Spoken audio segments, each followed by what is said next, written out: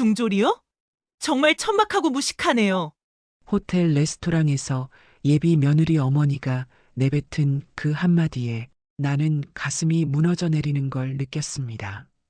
평생 정직하게 살아온 내가 학력 하나 때문에 이런 모욕을 당해야 하는 건가요? 하지만 그 여자는 몰랐습니다. 30분 후, 이 호텔 건물의 진짜 주인이 누군지 밝혀질 거라는 걸 말이에요. 건물주님, 안녕하세요. 레스토랑 사장이 나에게 정중히 인사하는 순간 그녀의 얼굴이 새하얗게 변했습니다. 그들이 그토록 자랑하던 그 레스토랑도 우아하게 앉아있던 그 건물도 원래 내 것이었다는 사실을 뼈저리게 깨닫게 해주겠다고 다짐했습니다. 이 이야기는 학력으로 무시당한 한 어머니가 예비시댁 가족을 어떻게 무릎 꿇게 만들었는지에 대한 이야기입니다. 오늘의 사연 시작합니다. 구독 버튼과 좋아요를 눌러주시면 매일 감동적인 사연으로 찾아오겠습니다. 새벽 5시, 아직 어둠이 채 가시지 않은 하늘 아래에서 나는 무거운 장바구니를 끌며 시장으로 향했습니다. 차가운 공기가 뺨을 스치자 잠이 덜 깬 몸이 절로 움츠러들었어요. 하지만 마음만큼은 어느 때보다 가벼웠습니다. 오늘은 우리 지영이 상견례 날이거든요. 반찬 가게 문을 열고 불을 켜자 익숙한 냄새가 코끝을 스쳤습니다. 간장과 마늘, 참기름이 어우러진 그 냄새 말이에요. 어제 밤늦게까지 준비해둔 밑반찬들을 하나씩 진열대에 올리면서 나는 괜히 가슴이 두근거렸어요. 60평생을 이 좁은 가게에서 보냈지만 오늘만큼은 뭔가 특별한 날 같았습니다. 우리 지영이가 좋은 사람 만나서 결혼한다니까 말이에요. 중졸 출신의 남편 일찍 여인 과부가 뭘 바라겠어요. 지영이만 잘 되면 그걸로 충분했습니다. 물김치를 담는데 옆 가게 떡집 할머니가 성큼성큼 걸어오셨어요. 사장님, 오늘 일찍 나왔네. 뭔 좋은 일 있어? 아, 네, 오늘 우리 딸 지영이 상견례 있어서요. 떡집 할머니는 눈을 동그랗게 뜨시더니 손뼉을 치셨습니다. 어머, 그래. 사돈댁이 돈 많다던데 정말 좋겠네. 부러워 죽겠어. 나는 괜히 기분이 좋아져서 웃음이 났어요. 동네에서 소문이 다 퍼진 모양이었습니다. 사실 예비사위 집안이 제법 사는 편이라는 건 들었지만 그게 뭐 그리 중요하겠어요. 우리 지영이가 행복하기만 하면 됐습니다. 그런데 생선가게 아저씨가 지나가다 귓속말로 한마디 던지셨어요.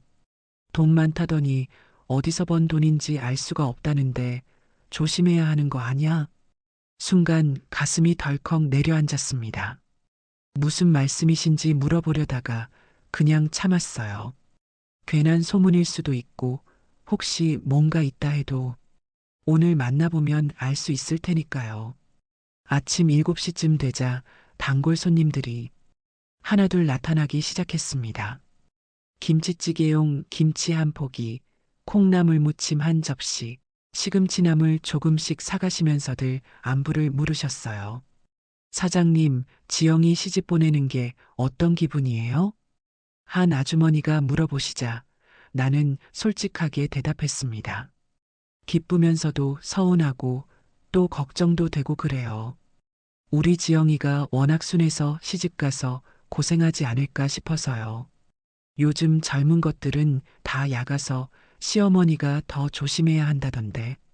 그 말에 여러 아주머니들이 고개를 끄덕이셨어요. 나도 모르게 한숨이 나왔습니다. 우리 지영이는 정말 착해서 남들 눈치만 보거든요. 혹시 시댁에서 함부로 대하면 어쩌나 싶어서 벌써부터 마음이 무거워졌어요. 오전 10시쯤 지영이가 가게로 왔습니다. 회사에서 평소보다 일찍 나온 모양이에요. 화장을 옅게 하고 수수한 원피스를 입은 모습이 참 단정해 보였습니다. 엄마, 많이 바빠요? 아니야, 오늘은 일찍 정리하려고 하는데. 지영이가 제 옆에 앉으면서 작은 목소리로 말했어요. 엄마, 저 떨려요. 민수 부모님이 어떤 분들일까? 나는 지영이의 손을 꼭 잡아줬습니다. 차갑게 식어 있는 걸 보니 정말 긴장을 많이 하는 모양이었어요. 괜찮아. 우리 지영이 이렇게 착하고 예쁜데 안 좋아할 부모가 어디 있겠어.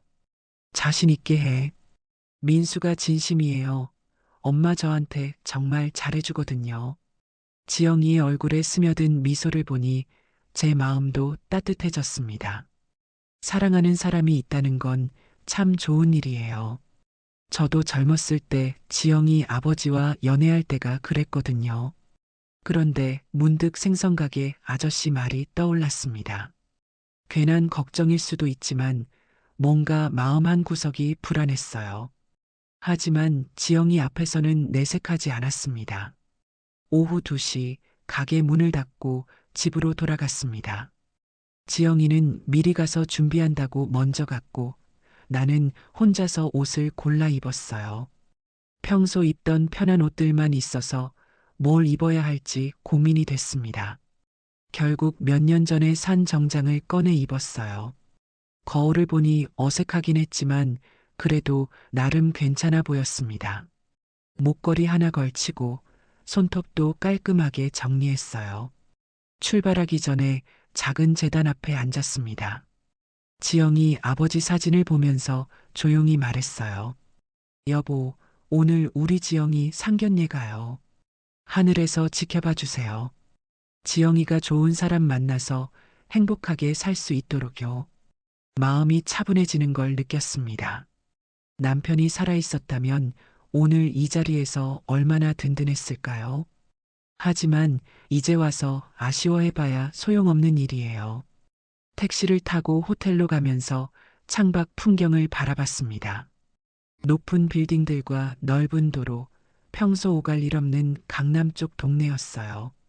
괜히 주눅이 들 것 같아서 마음을 다잡았습니다. 우리도 떳떳하게 살았어.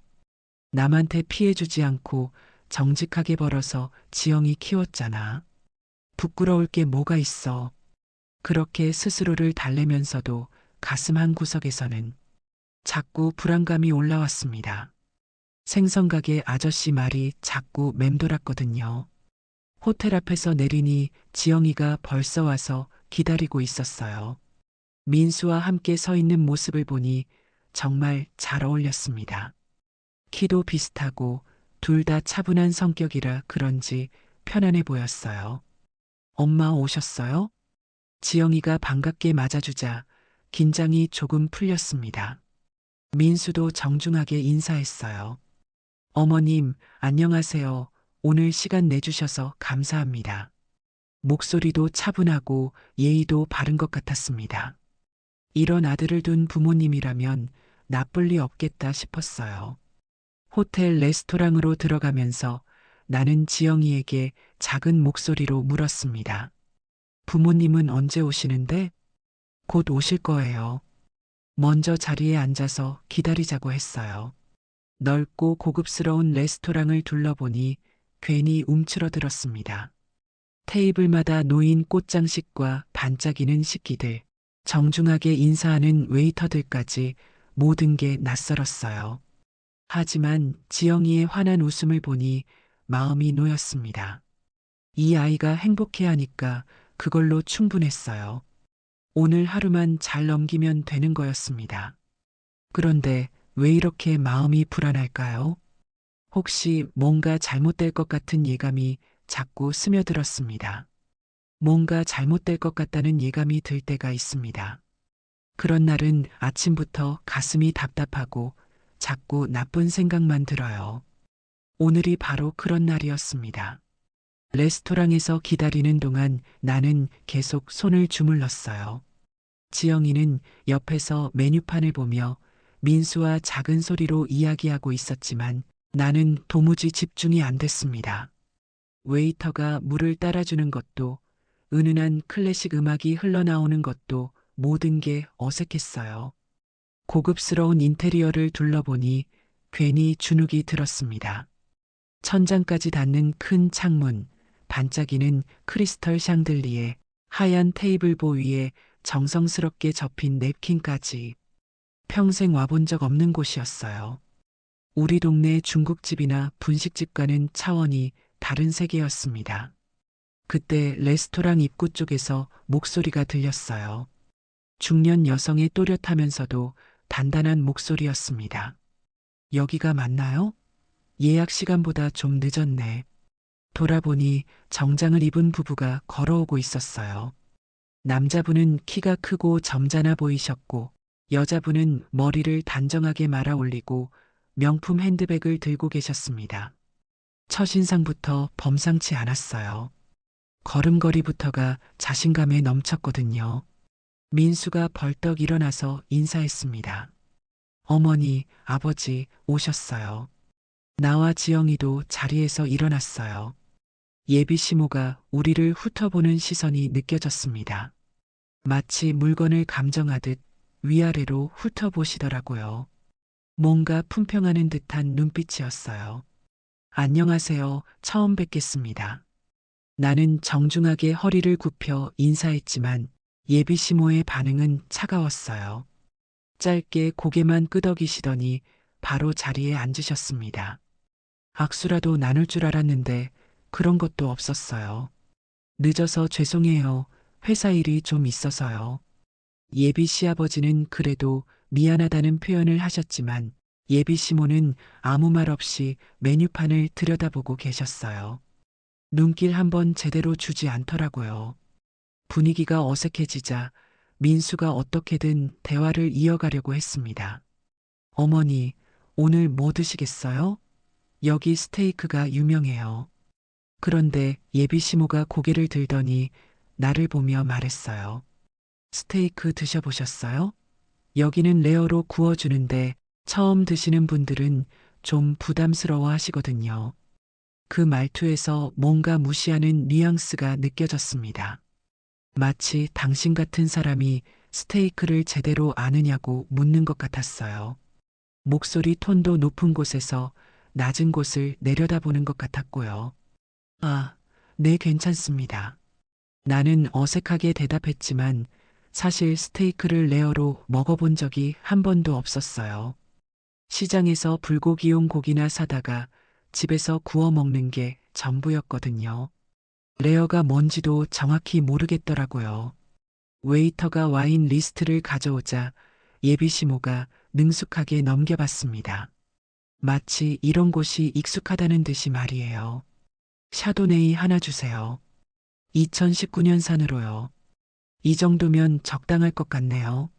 나는 와인에 대해서도 아는 게 없었어요. 그냥 고개만 끄덕였는데 예비 시모가 다시 나를 보며 말했어요. 와인 자주 드세요?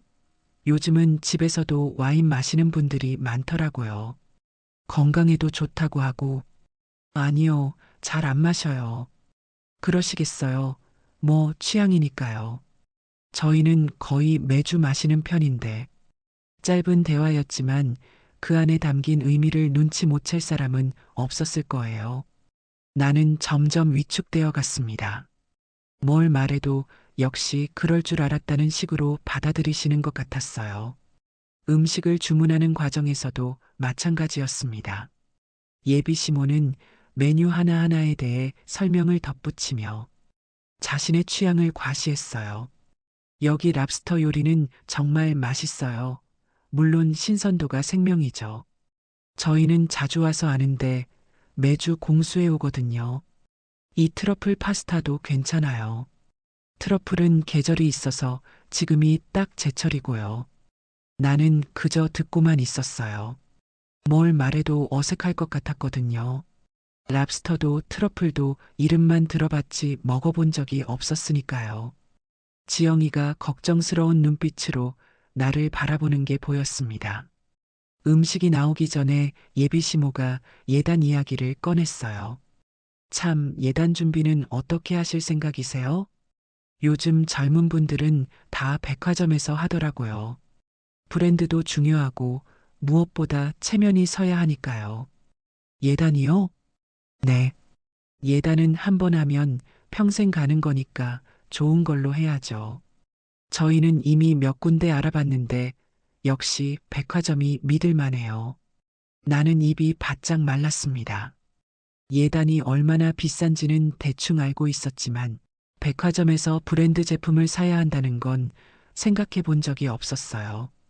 동네 금은방에서 사는 줄 알았거든요. 음식이 나오자 더 큰 시련이 시작됐습니다.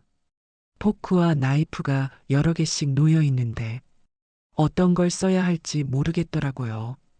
다른 사람들을 슬쩍 보며 따라하려 했는데 그때 젓가락을 들여다가 그만 바닥에 떨어뜨렸습니다. 철컥하는 소리가 조용한 레스토랑에 울려 퍼졌어요.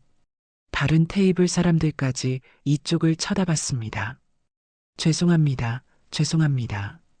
나는 허둥지둥 젓가락을 주우며 연신 사과했어요. 웨이터가 새 젓가락을 가져다 줬지만 얼굴이 화끈 달아올랐습니다. 부끄러워서 어쩔 줄 모르겠더라고요. 괜찮아? 엄마. 지영이가 내 손을 살짝 잡아주며 진정시키려 했습니다. 그 따뜻한 손길에 마음이 조금 안정됐지만 예비시모의 표정은 차가웠어요.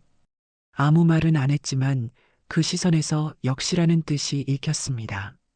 이런 곳에 익숙하지 않으시구나 하는 표정이었어요. 식사를 하면서도 예비시모는 계속 자신들의 생활 수준을 과시했습니다.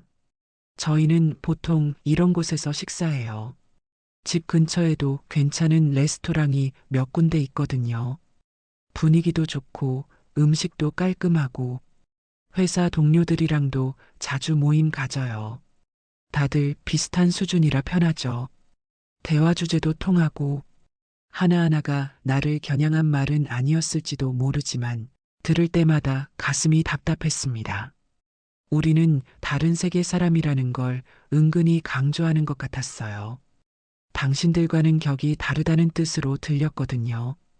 예비 시아버지는 그나마 나은 편이었습니다. 가끔 내게도 말을 걸어주셨어요. 반찬 가게 하신다고 들었는데 힘드시겠어요. 요즘 장사가 어렵다고 하던데. 네, 그래도 평생 해온 일이라 괜찮습니다.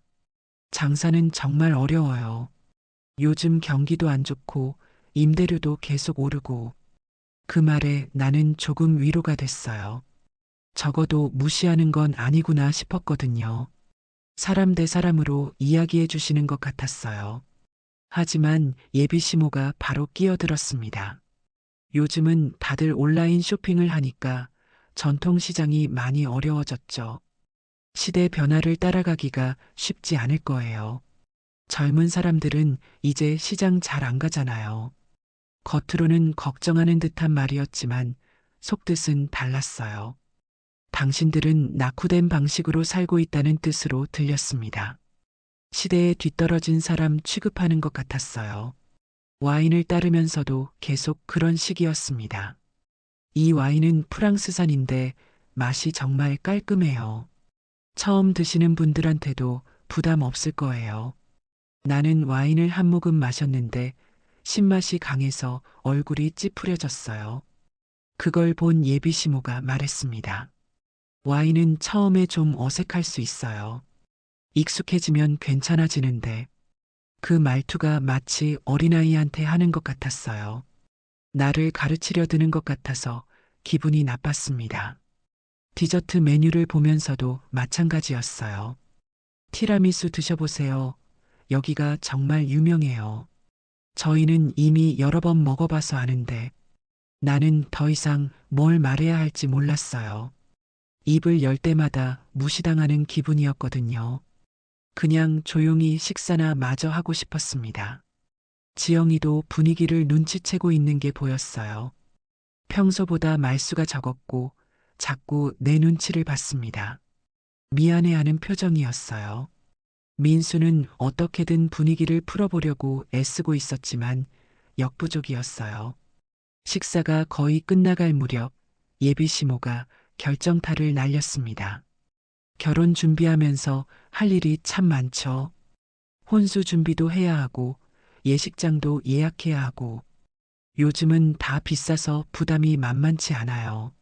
네, 그렇겠어요. 저희는 어느 정도 준비해 둔 게 있으니까 괜찮지만 신부 측에서도 체면 있게 준비해 주셔야 할 텐데. 하객들도 오시고 사진도 남는 일이니까요. 그 말에 나는 숨이 막혔습니다.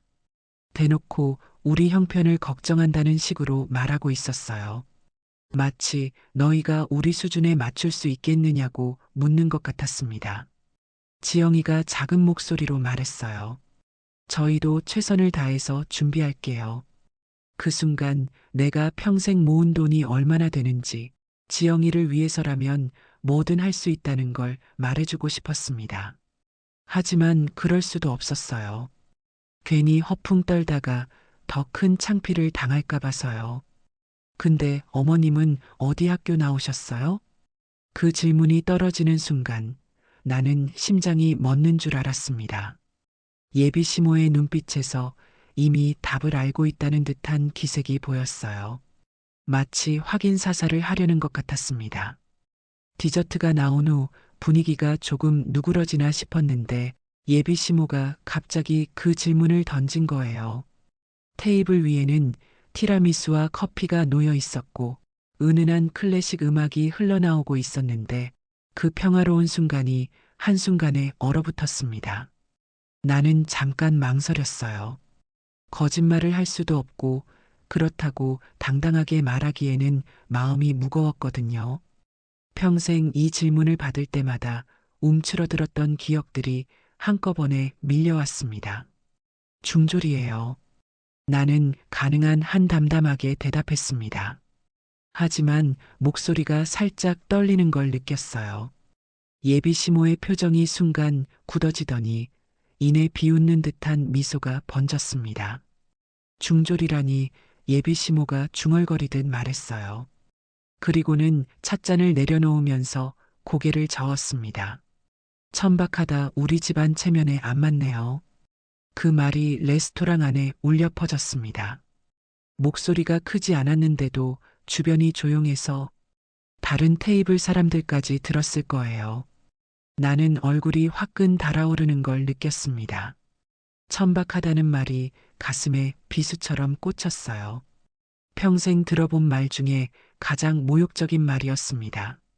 학력이 낮다고, 배움이 부족하다고 해서 사람 자체를 천박하다고 말할 수 있는 건가요?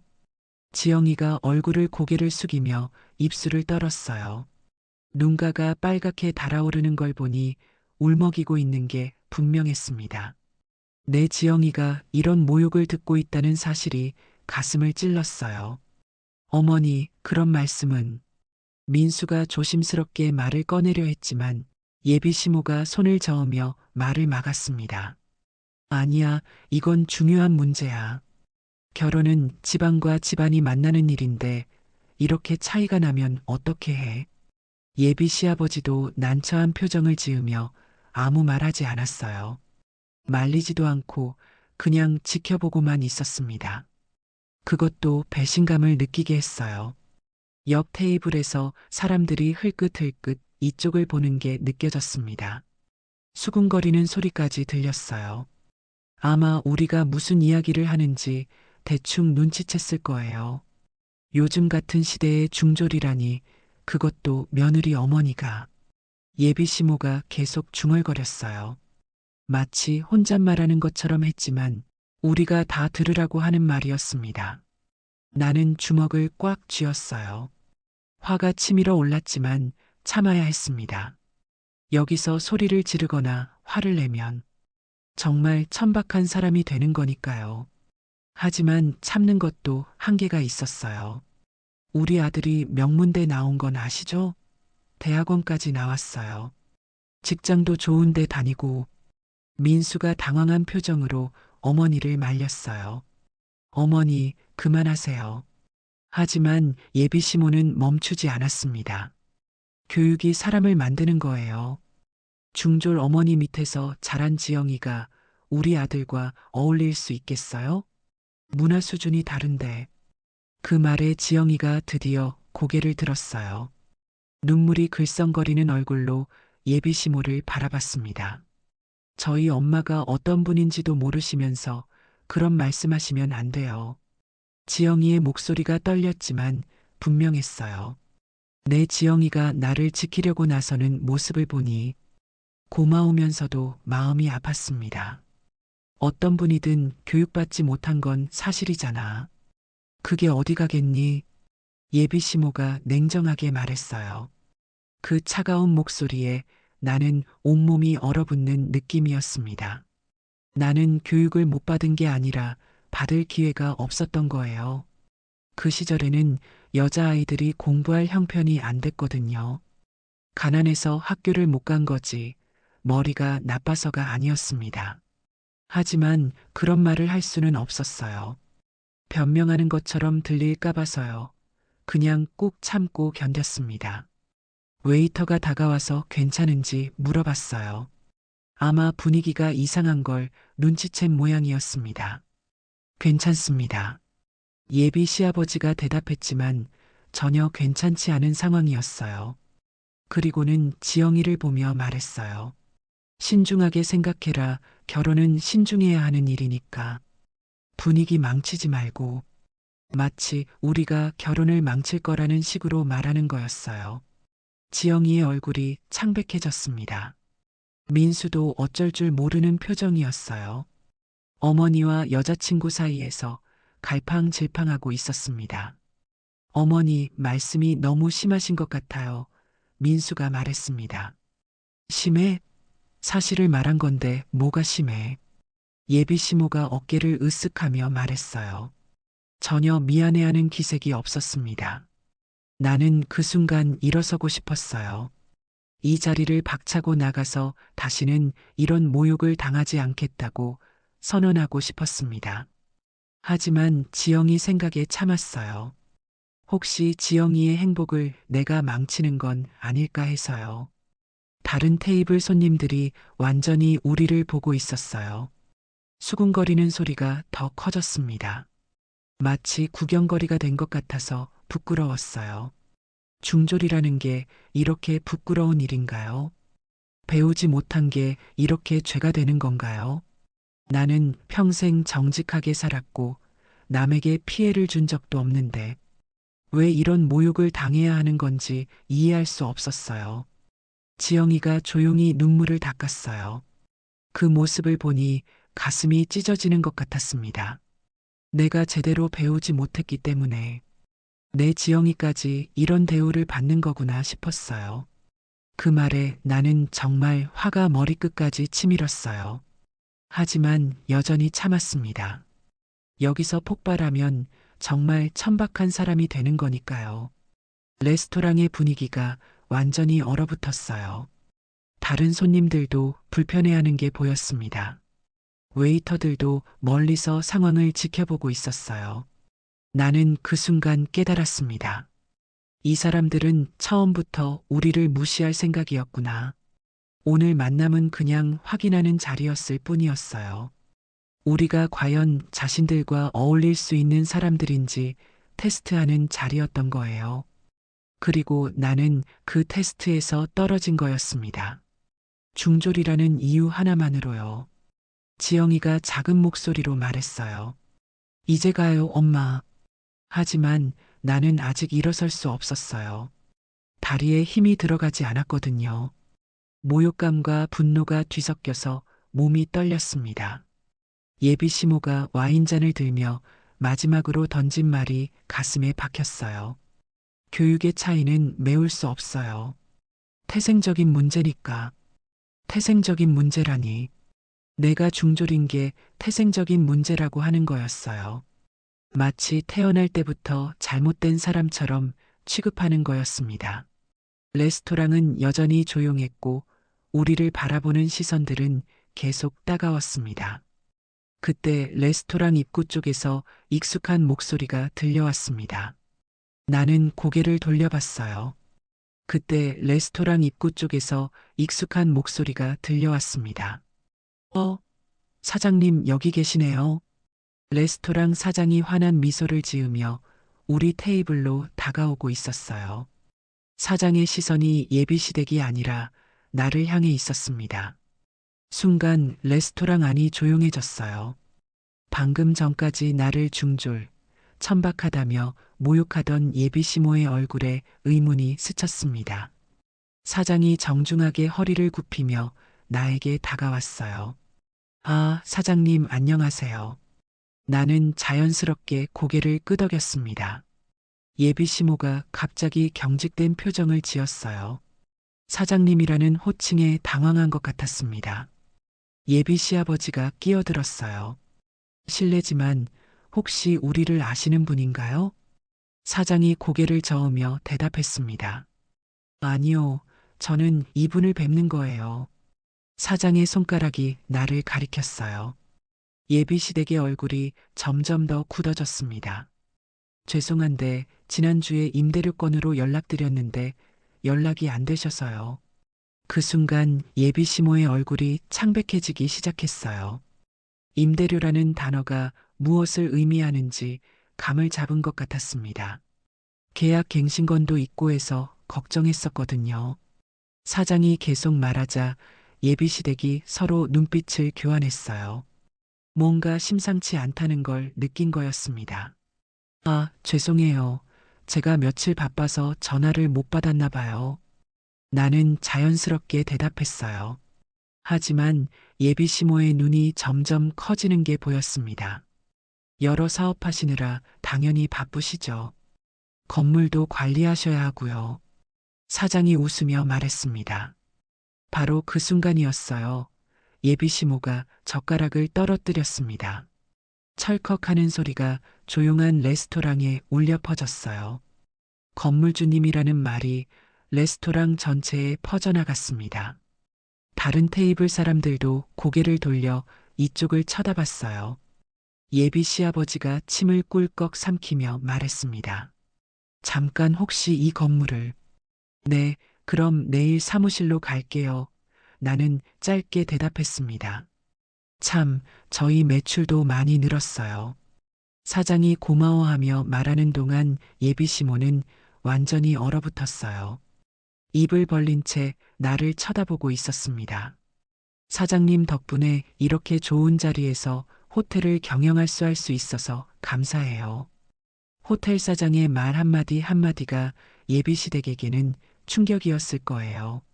민수 씨가 어머니를 보며 작은 목소리로 물었습니다.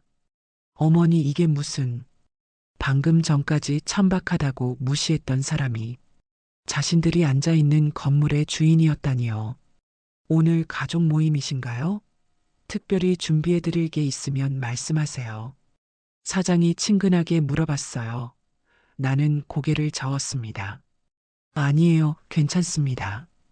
VIP룸으로 옮겨드릴까요? 더 조용한 곳에서 식사하시는 게 좋으실 것 같은데요.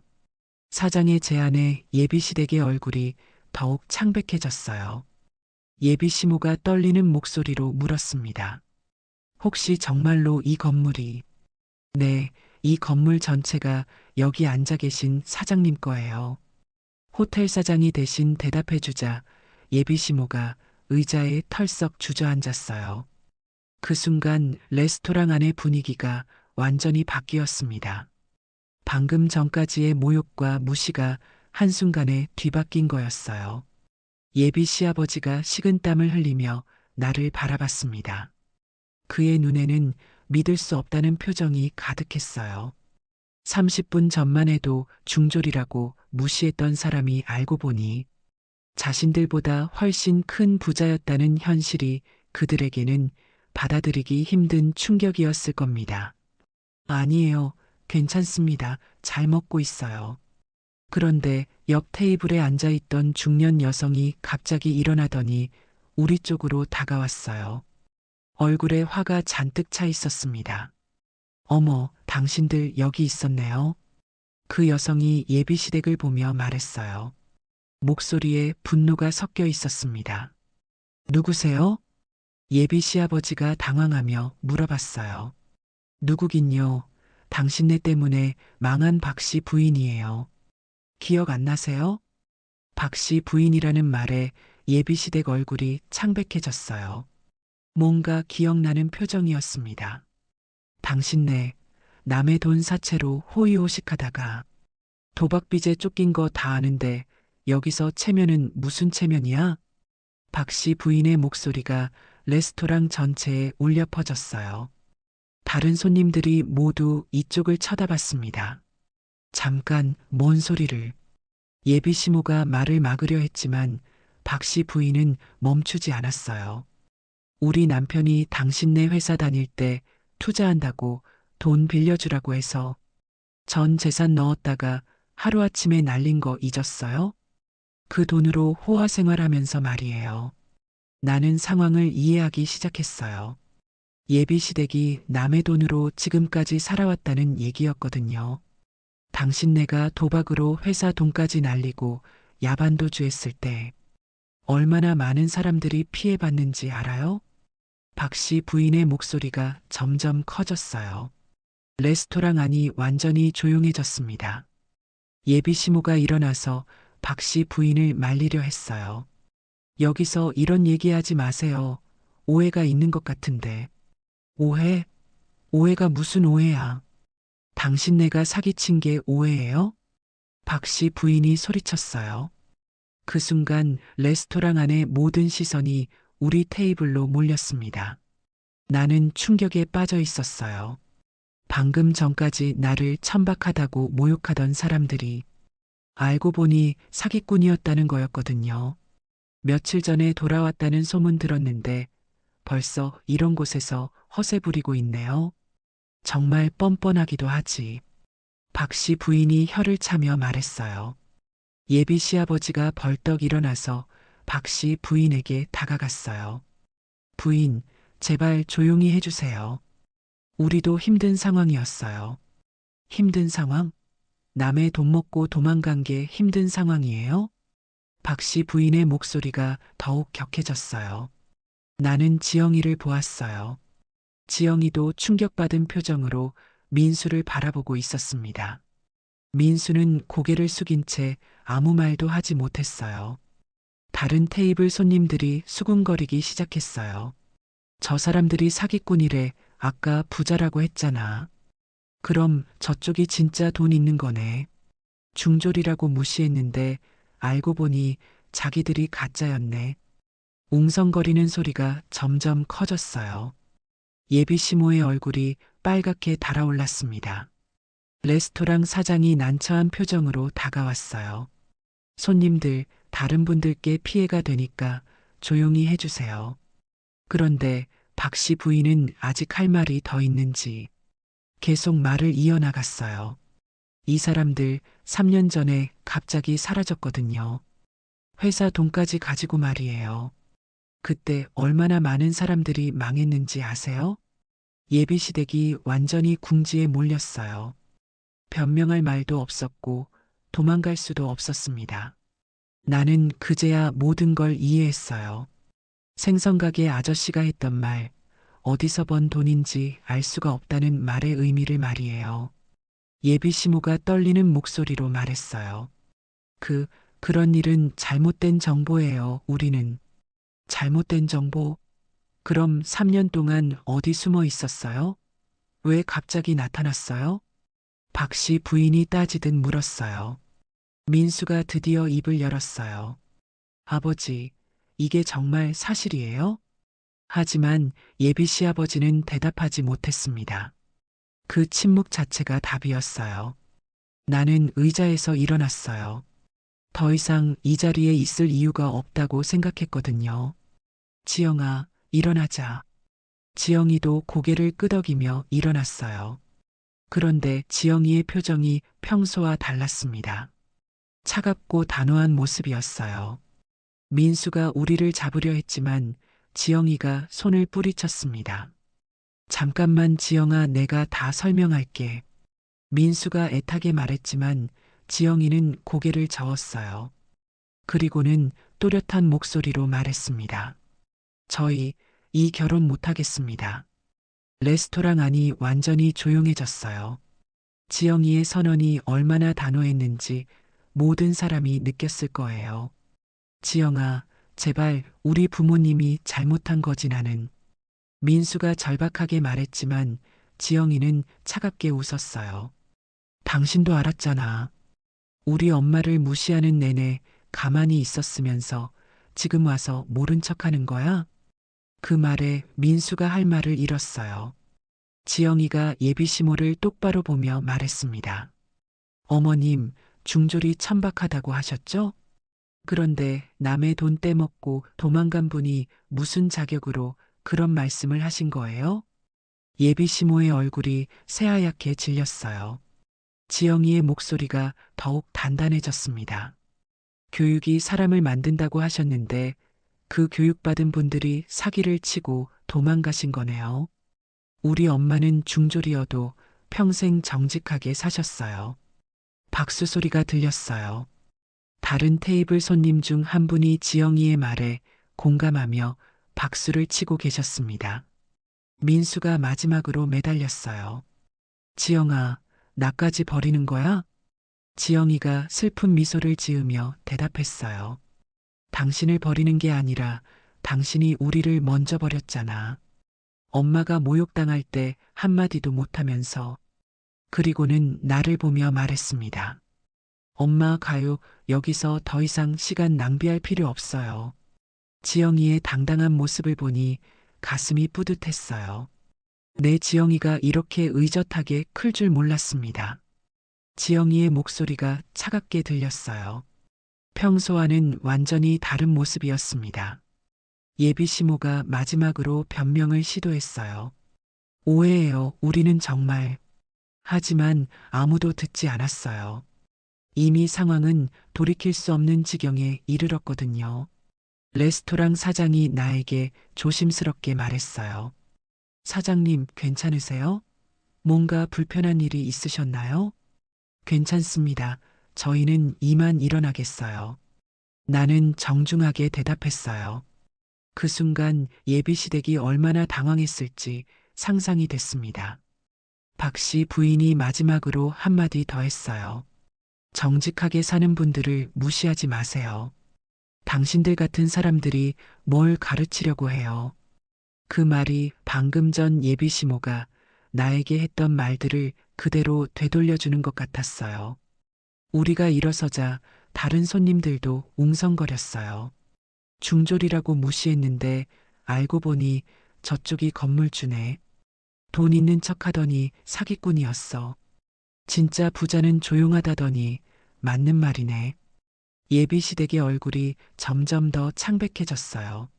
모든 사람들의 시선이 따가웠을 거예요. 나는 지영이의 손을 잡고 레스토랑을 나왔어요. 뒤에서 박 씨 부인의 목소리가 계속 들렸습니다. 그 순간 나는 깨달았어요. 사람을 겉모습이나 학력으로 판단하면 안 된다는 걸 말이에요. 진짜 중요한 건 그 사람이 어떻게 살아왔느냐는 거였습니다. 레스토랑 밖으로 나오니 시원한 바람이 불었어요. 답답했던 마음이 조금 풀리는 것 같았습니다. 지영이가 내 손을 꽉 잡으며 말했어요. 엄마, 저 정말 몰랐어요. 괜찮아, 이제 알았으니까 됐어. 하지만 속으로는 복잡한 마음이었어요. 이런 식으로 진실이 밝혀질 줄은 몰랐거든요. 호텔 로비에서 택시를 기다리는 동안 나는 방금 전 일을 되돌아봤어요. 30분 전만 해도 나는 무시당하는 중졸 여자였는데 건물주라는 사실에 갑자기 대우가 달라졌습니다. 하지만 나는 변한 게 하나도 없었어요. 여전히 중졸이었고 여전히 시장에서 반찬 가게를 하는 사람이었습니다. 달라진 건 사람들이 나를 보는 시선뿐이었어요. 그래서 더욱 씁쓸했습니다. 사람들이 진짜 중요한 걸 놓치고 산다는 생각이 들었거든요. 하지만 한 가지는 분명했어요. 내 지영이가 잘못된 선택을 하지 않게 됐다는 거였습니다. 그것만으로도 오늘의 모욕은 의미가 있었어요. 택시가 와서 문을 열자 지영이가 내 어깨에 기대며 말했어요. 엄마, 고생하셨어요. 그 말에 나는 모든 게 괜찮다는 생각이 들었어요. 내 지영이가 옆에 있고 진실이 밝혀졌으니까 그걸로 충분했습니다. 일주일이 지났습니다. 겉으로는 평범한 일상이 돌아온 것 같았어요. 새벽 5시에 일어나서 시장에 나가고 반찬을 준비하고 손님들을 맞이하는 똑같은 하루하루였습니다. 그런데 오늘은 뭔가 달랐어요. 지나가는 사람들이 나를 보며 수군거리는 소리가 들렸거든요. 저분이 그 건물주님이래. 상견례에서 사기꾼들 혼내준 분 맞지?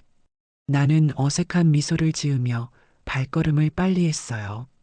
아침에 반찬 가게 문을 열고 있는데 떡집 할머니가 다가오셨어요. 지영 엄마, 어제 뉴스 봤어요? 무슨 뉴스요? 우리 건설 대표가 사기 혐의로 수배됐다던데요. 그 사람이 지영이 남자친구 아버지 아니에요? 나는 깜짝 놀랐어요. 뉴스까지 나왔다니요. 정말요? 응. 도박빚이랑 사채 문제로 회사가 완전히 망했다네요. 직원들 월급도 못 줬다고 하고 떡집 할머니가 안타까운 표정으로 말씀하셨어요. 그래도 지영이가 일찍 정리한 게 다행이네요. 만약 결혼했다면 큰일 날 뻔했어. 생선가게 아저씨도 들려서 말했어요. 그때 내가 수상하다고 했잖아.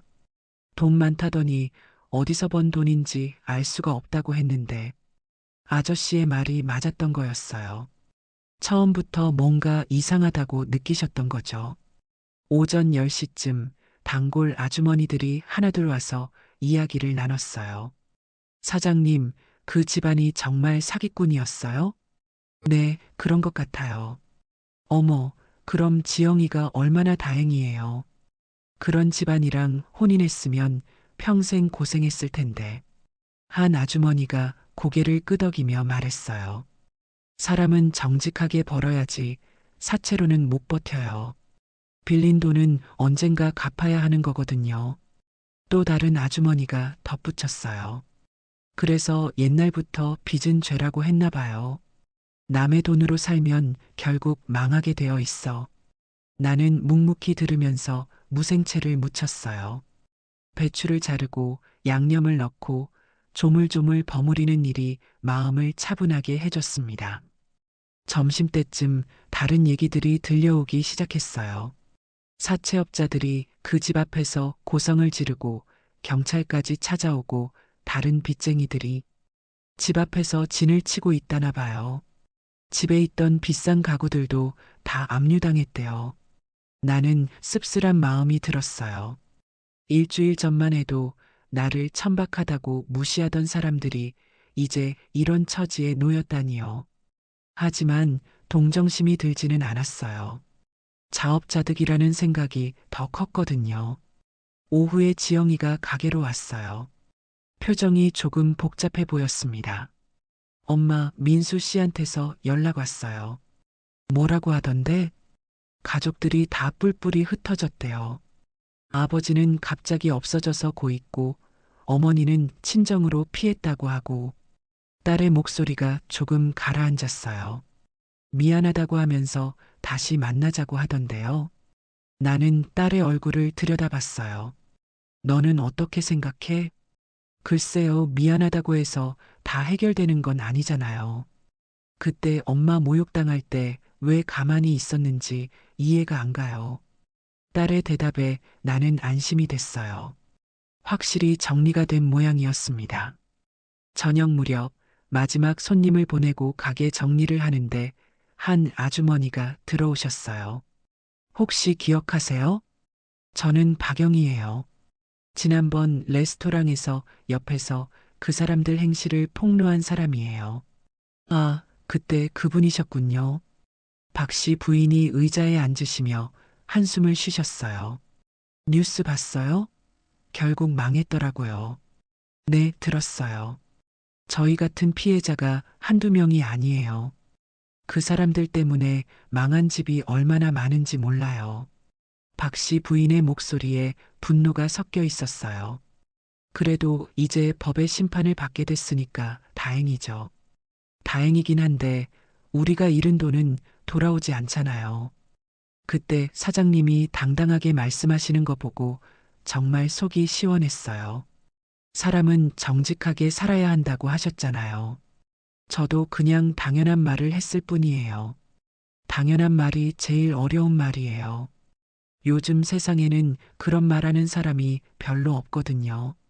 박 씨 부인이 떠나신 후 나는 혼자서 가게 정리를 마저 했어요. 설거지를 하면서 생각해 봤습니다. 정말 이렇게 끝나는 걸까요? 뭔가 허무한 기분이 들었어요. 복수를 한 것도 아니고 내가 직접 뭔가를 한 것도 아닌데 상황이 이렇게 정리됐다니요.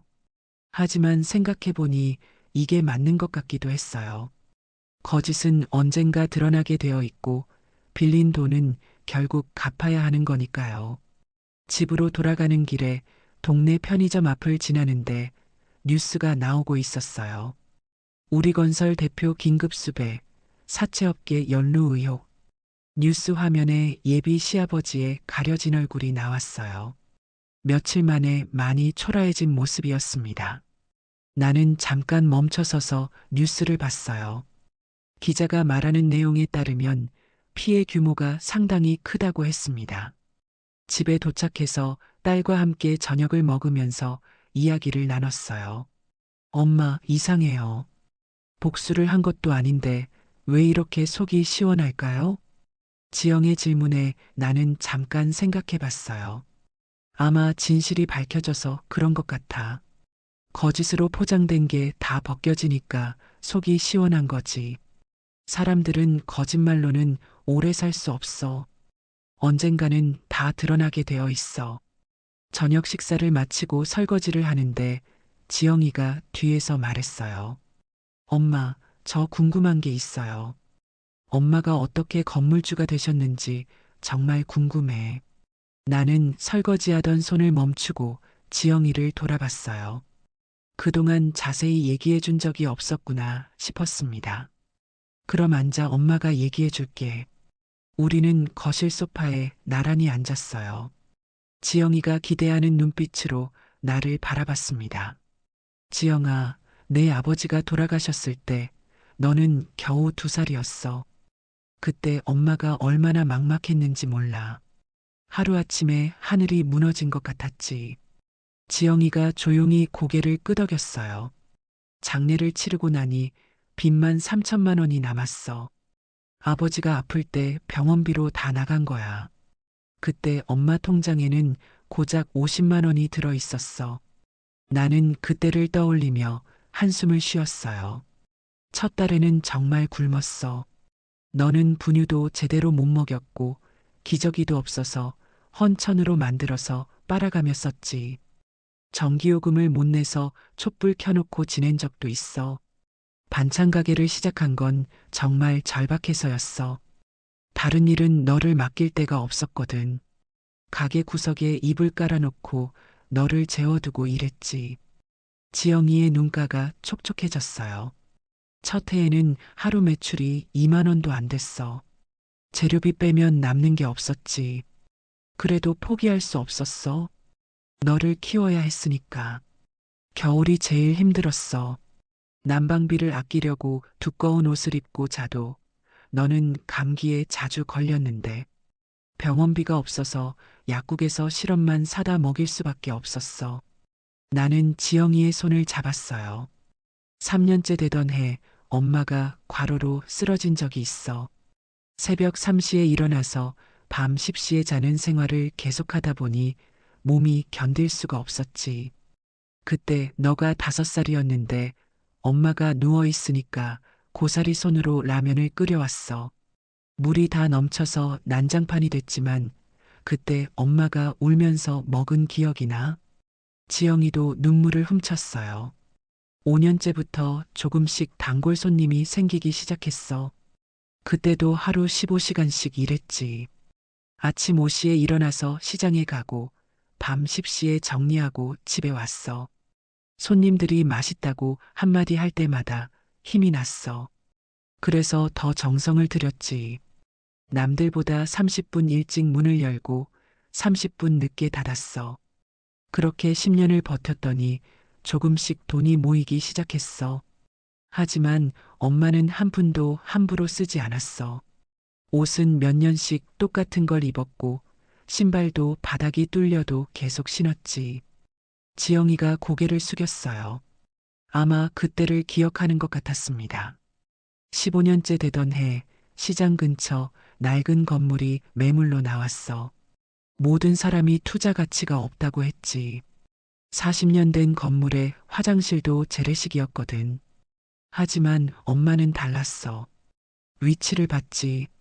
지하철역 가까이 있고 큰 도로변이어서 언젠가는 개발될 거라고 생각했어. 15억이라는 큰 돈이었어. 은행에서 대출 받으려고 얼마나 많이 다녔는지 몰라. 반찬 가게 사장이 15억을 빌린다니까 비웃는 사람들이 많았어. 그때 엄마는 15년 동안의 통장을 모두 가져갔어. 하루도 빠짐없이 저축한 기록을 보여줬지. 은행 지점장도 감동했다고 하더라고. 대출을 받아서 건물을 샀지만 처음 2년은 정말 힘들었어. 월세도 제대로 안 나왔고 은행 이자만으로도 버거웠지. 밤에 잠을 못 이룰 정도로 스트레스 받았어. 그래도 포기할 순 없었어. 매일 새벽 5시에 일어나서 반찬 가게 일을 계속했지. 건물 관리도 직접 했어. 청소도 하고 전구도 갈아 끼우고. 지영이가 눈물을 닦으며 말했어요. 엄마, 정말 고생 많이 하셨네요. 4년 후에 재개발 소식이 나왔을 때 엄마는 확신했어. 그동안의 고생이 헛되지 않았다는 걸 말이야. 새 건물을 지을 때도 엄마는 직접 공사 현장에 나갔어. 하루도 빠지지 않고 확인했지. 내 돈으로 짓는 건물인데 대충 할 수는 없었거든. 지금도 엄마는 새벽 5시에 일어나. 습관이 됐어. 그리고 반찬 가게도 계속해. 그게 엄마의 뿌리니까. 지영이가 내 손을 꽉 잡으며 말했어요. 엄마, 저 정말 자랑스러워요. 그렇게 힘든 걸 혼자서 다 해내시다니. 지영아, 엄마가 이 모든 걸 할 수 있었던 건 너 때문이야. 내가 잘 자라는 모습을 보면서 힘을 얻었거든. 엄마처럼 포기하지 않는 사람이 되고 싶어요. 그때 내가 지영이에게 꼭 해주고 싶었던 말을 했어요. 지영아, 인생은 한 번에 바뀌지 않아. 매일매일 조금씩 나아지는 거야. 포기하지 않고 최선을 다하면 언젠가는 반드시 결실을 맺게 되어 있어. 지영이가 내 고생담을 듣고 나서 달라진 건 나를 보는 눈빛이었어요.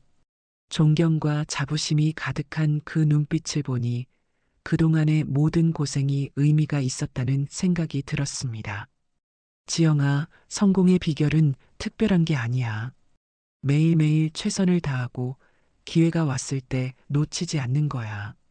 그리고 무엇보다 포기하지 않는 거지. 네, 엄마. 명심할게요. 그날 밤 지영이는 내 방에서 함께 잤어요. 오랜만에 모녀가 함께 누워서 더 많은 이야기를 나눴습니다. 지영이가 내 성공 스토리를 듣고 나서 달라진 건 나를 보는 눈빛이었어요. 존경과 자부심이 섞인 그 눈빛을 보니 그동안의 모든 고생이 보상받는 기분이었습니다. 그날 밤 잠들기 전에 나는 창밖을 내다봤어요. 별이 많이 보이는 밤이었습니다. 며칠 뒤 전화가 걸려왔습니다. 건물 관리 무소에서였어요. 건물주님, 7층 우리건설 임대료 건으로 연락드렸는데요. 임대료요? 무슨 일인데요? 6개월째 밀렸거든요. 그런데 회사 대표가 직접 와서 이상한 제안을 했어요. 나는 궁금해졌어요. 무슨 제안이요? 임대료 대신 경비 일을 하겠다고 하는데요. 일당으로 조금씩이라도 갚겠다고. 순간 머리가 하얘졌어요. 우리건설 대표라니 설마 예비 시아버지를 말하는 건가요? 혹시 그분 성함이? 네, 강민수 아버지 되시는 분 맞아요. 아시는 분이세요? 나는 한동안 말을 할 수 없었어요. 일주일 전에 나를 천박하다고 무시하던 그분이 이제 내 건물에서 경비 일을 하겠다고 한다니요. 어떻게 하실래요? 받아주실 건가요? 글쎄요. 잠깐 생각해 볼게요.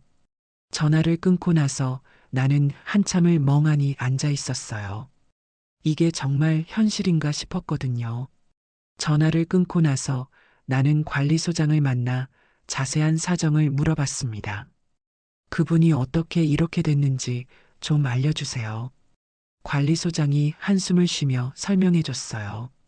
한 달 전부터 상황이 급변했다고 하더라고요. 먼저 도박빚이 문제였어요. 카지노에서 몇 년간 빚을 져왔는데 이자가 눈덩이처럼 불어났다고 해요. 얼마나 됐는데요? 들리는 바로는 원금만 3억인데 사채 이자까지 합치면 5억이 넘는다고 하더라고요. 나는 깜짝 놀랐습니다. 상상도 못할 큰 빚이었어요. 회사 자금까지 손을 댔나 봐요. 직원 월급도 6개월째 못 줬다고 하고 횡령과 사기 혐의로 경찰 조사받았는데 다행히 재산을 처분해서 피해자들에게 일부 변상하겠다고 해서 구속은 면했어요. 관리소장이 계속 설명했습니다. 집에 있던 모든 재산을 다 정리했다고 해요. 강남 아파트, 외제차, 부인 명품들까지 전부 팔아서 빚 갚는데 써도 모자랐대요. 그럼 지금은 빈털털이죠. 그래서 이 건물 7층 사무실 임대료 6개월치를 못 낸 거고요. 3천만 원인데 도저히 구할 수가 없다고 하더라고요. 나는 복잡한 마음이 들었어요. 그래서 경비 일을 하겠다고 하시는 거예요. 하루에 10만 원씩 받으면 300일이면 갚을 수 있다고 하면서요. 거의 1년이라는 얘기였어요. 부인은 어떻게 됐어요? 친정으로 피했다고 해요. 너무 창피해서 사람들 앞에 나서지도 못한대요. 가끔 새벽에 시장에서 목격된다고 하던데 완전히 다른 사람이 됐어요. 관리소장의 설명을 들으니 전체 상황이 그려졌습니다. 도박으로 시작된 빚이 사채로 이어지고 회사 돈까지 손을 대면서 완전히 나락으로 떨어진 거였어요. 법적 처벌을 피하려고 모든 재산을 처분했지만 그래도 빚이 남아서 결국 막노동까지 하게 된 상황이었습니다. 아들인 민수는 어떻게 됐어요? 회사를 그만뒀다고 해요. 아버지 일로 소문이 나서 견딜 수가 없었나 봐요. 다른 지역으로 이사 갔다고 들었어요. 가족들이 다 뿔뿔이 흩어진 거네요. 그럼요. 한 달 전만 해도 잘 나가던 집안이 완전히 망한 거죠. 나는 그때서야 예비 시아버지가 왜 그렇게 절박하게 경비 일을 하겠다고 했는지 이해할 수 있었습니다. 갈 곳도 없고 할 수 있는 일도 없으니 마지막 남은 선택지가 그것밖에 없었던 거였어요. 일주일 전에 나를 천박하다고 무시하던 그분이 이제는 생계를 위해 내게 머리를 숙이는 상황이 된 것입니다. 정말 인생은 모르는 거구나 싶었어요. 그리고 거짓과 허영으로 살면 결국 이렇게 되는 거라는 교훈도 얻었습니다. 시장에 나가서 떡집 할머니한테 이야기를 했더니 할머니가 웃으면서 말씀하셨어요. 어머, 그럼 그 잘난 척 하던 사람이 이제 사장님 밑에서 일한다는 거예요? 그런 셈이죠. 세상 참 알 수 없네. 누가 누구 위에 있는지 끝까지 봐야 하는 거구나. 생선가게 아저씨도 소식을 듣고 혀를 찼어요. 자업자득이지 뭐. 남의 돈으로 허세 부리더니 결국 이 꼴이네. 그런데 신기한 건 동네 사람들이 더 흥미진진해 한다는 거였어요. 야채가게 사모님이 오셔서 말씀하셨습니다. 사장님, 그분 받아주세요. 구경하고 싶어요. 구경이요? 그렇게 잘난 척 하던 사람이 어떻게 일하나 보고 싶다고요. 나는 고민이 됐어요. 받아줘야 할지 말지 말이에요. 오후에 딸이 가게로 와서 상황을 설명해 줬더니 딸도 놀랐어요. 엄마, 정말 그분이 우리 건물에서 일한다고요? 그렇다고 하더라. 너무 아이러니해요. 엄마를 무시하던 분이 이제 엄마한테 월급을 받는다니. 딸의 말이 맞았어요. 정말 아이러니한 상황이었습니다. 결국 나는 받아주기로 했어요. 일하겠다는 사람을 마다할 이유는 없었거든요. 다음 날 아침 건물에 들러서 확인해 보니 정말로 예비 시아버지가 경비복을 입고 일하고 있었어요. 나를 보자 깜짝 놀라더니 급하게 고개를 숙였습니다. 안녕하세요. 사장님, 목소리가 완전히 달라져 있었어요. 일주일 전에 당당했던 모습은 온데간데 없었습니다. 열심히 하세요. 나는 짧게 말하고 지나갔어요. 뭔가 더 말하기가 어색했거든요. 관리소장이 상황을 설명해 줬습니다. 어제부터 나와서 일하는데 성실해졌더라고요. 아마 절박해서 그런 것 같아요. 시장으로 돌아와서 이 소식을 전하니 동네가 떠들썩해졌어요. 떡집 할머니가 제일 신이 나셨어요.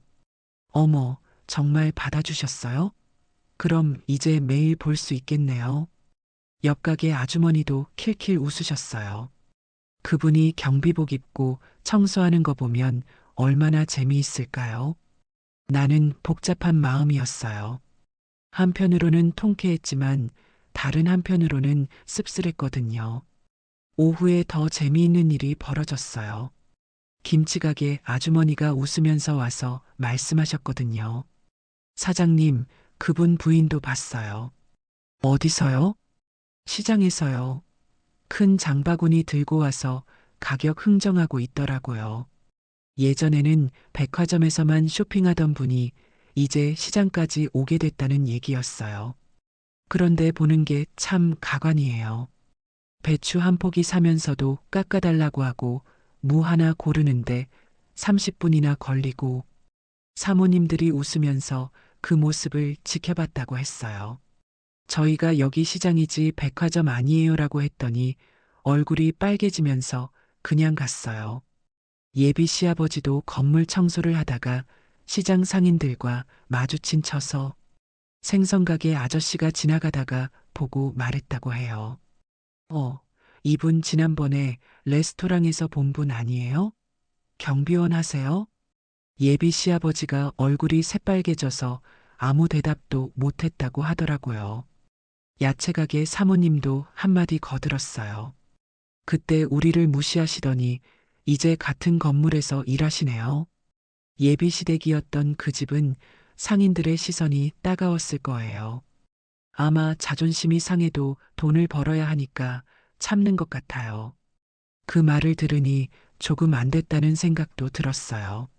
하지만 금세 마음을 고쳐먹었습니다. 자신이 한 일의 대가를 치르는 거니까요. 하지만 예비 시아버지만은 여전히 내 건물에서 일하고 있었습니다. 갈 곳이 없었거든요. 어느 날 우연히 예비 시아버지와 엘리베이터에서 마주쳤어요. 잠깐의 침묵 후에 그분이 조심스럽게 말했습니다. 사장님, 그때 정말 죄송했습니다. 나는 고개를 끄덕였어요. 열심히 일하세요. 더 이상 할 말은 없었어요. 이미 모든 게 정리됐으니까요. 그날 밤 딸과 함께 이야기를 나눴어요. 엄마, 이제 정말 끝난 것 같아요. 응, 완전히 정리됐지. 복수를 한 것도 아닌데 왜 이렇게 속이 시원할까요? 진실이 밝혀져서 그런 것 같아. 거짓으로 살던 사람들이 결국 현실을 마주하게 된 거지. 그날 밤 잠들기 전에 나는 생각해 봤어요. 사람은 정말 조심해서 살아야 한다는 걸 다시 한번 깨달았습니다. 남을 무시하고 거짓으로 살면 결국 이렇게 되는 거구나. 하지만 한 가지는 확실했어요. 정직하게 사는 사람이 결국 이기게 되어 있다는 것 말이에요. 한 달이 지났습니다. 모든 일이 정리되고 나니 이상하게 마음이 평온해졌어요. 마치 오랫동안 가슴에 박혀있던 가시가 빠진 것 같았습니다. 새벽 5시 평소처럼 시장으로 향하면서 나는 문득 20년 전을 떠올렸어요. 남편이 세상을 떠나고 혼자 지영이를 힘들게 우던 그때 말이에요. 반찬가게 문을 열면서 이런 추억들이 스쳐갔습니다. 20년 동안 하루도 빠지지 않고 이 자리를 지켜온 보람이 느껴졌어요. 오전 9시쯤 첫 번째 손님이 오셨어요. 동네에서 오랫동안 살아온 단골 아주머니였습니다. 사장님, 김치 한 포기 주세요. 네, 잠깐만요. 나는 김치통에서 가장 잘 익은 김치를 골라 포장해 드렸어요. 그런데 단골 아주머니가 돈을 내면서 한마디 하셨습니다. 사장님, 요즘 김치값도 많이 올랐는데 조금만 깎아주세요. 나는 잠깐 망설였어요. 평소 같으면 단골 손님이니까 조금 깎아줬을 텐데 그때 뒤에서 목소리가 들렸습니다. 야채가게 사장님이었습니다. 이 집 사장님은 평생 정직하게 사신 분이에요. 20년 전에 혼자서 이 자리 지키기 시작하셔서 지금 이 동네 건물주까지 되셨잖아요. 그런 분 손맛값은 제대로 줘야죠. 그 말에 나는 가슴이 뭉클해졌어요. 동네 사람들이 내 이야기를 이렇게 기억해주고 있다니요. 단골 아주머니도 고개를 끄덕이셨어요. 맞아요. 정직하게 사는 사람 값은 못 깎죠. 진짜 노력하신 분이잖아요. 11시쯤 지영이가 가게로 왔어요. 요즘 들어 표정이 많이 밝아진 것 같았습니다. 엄마, 오늘 기분이 좋아 보여요. 응, 마음이 편해졌어. 지영이가 의자에 앉으면서 말했어요. 엄마, 저 요즘 생각해 봤는데요. 뭘? 제가 정말 행운이었던 것 같아요. 만약 그때 결혼했다면 얼마나 큰일 날 뻔했겠어요. 나도 그 생각을 하고 있었어요. 다 지나간 일이야. 이제 더 좋은 사람 만날 거야. 엄마, 저 당분간은 연애 생각 없어요. 그냥 엄마처럼 살고 싶어요. 지영이의 말에 나는 깜짝 놀랐어요. 엄마처럼? 네. 정직하게 살고 남한테 피해 주지 않고 자기 일에 최선을 다하는 그런 삶이요. 그리고 기회가 오면 놓치지 않는 용기도요. 지영이가 내 성공 이야기를 알고 있다는 게 놀라웠어요. 엄마가 어떻게 건물주가 되셨는지 회사 사람들한테 자랑했어요. 나는 웃음이 났어요. 자랑할 게 뭐가 있어. 그냥 하루하루 최선을 다했을 뿐이야. 그게 어려운 거예요, 엄마. 20년 동안 하루도 빠지지 않고 새벽 5시에 일어나는 게 누가 할 수 있어요? 오후 2시쯤 뜻밖의 손님이 왔어요. 한 달 만에 보는 예비 시모였습니다. 초라한 옷차림에 수척해진 얼굴이었어요. 예전에 당당했던 모습은 온데간데 없었습니다. 뭐 좀 사려고요.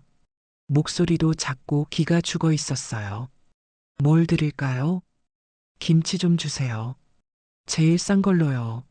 나는 김치를 포장해 드리면서 복잡한 마음이 들었어요. 한 달 전에 나를 천박하다고 무시하던 분이 이제 제일 싼 김치를 사고 있다니요. 돈을 받으면서 예비 시모가 조심스럽게 말했어요. 그때 정말 죄송했습니다. 사장님이 어떤 분인지도 모르고 나는 고개를 끄덕였어요. 이제 다 지난 일이에요. 사람은 누구나 실수할 수 있어요.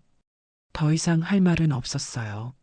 이미 모든 게 정리됐으니까요.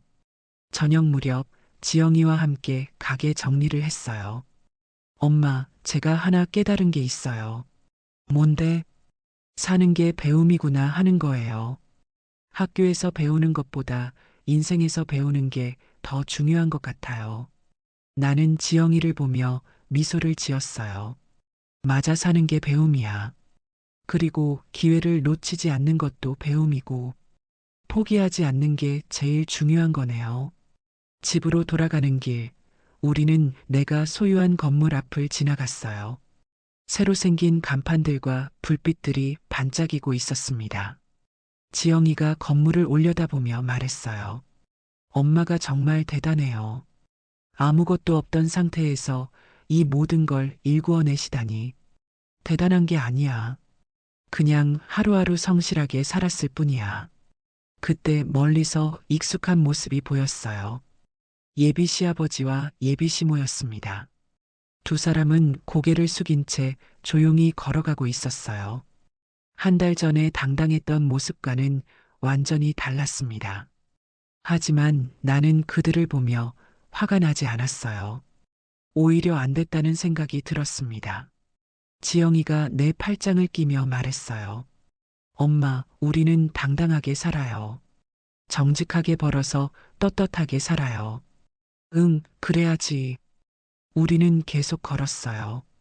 고개를 들고 당당하게, 떳떳하게 말이에요. 집에 도착해서 현관문을 열면서 나는 깨달았어요.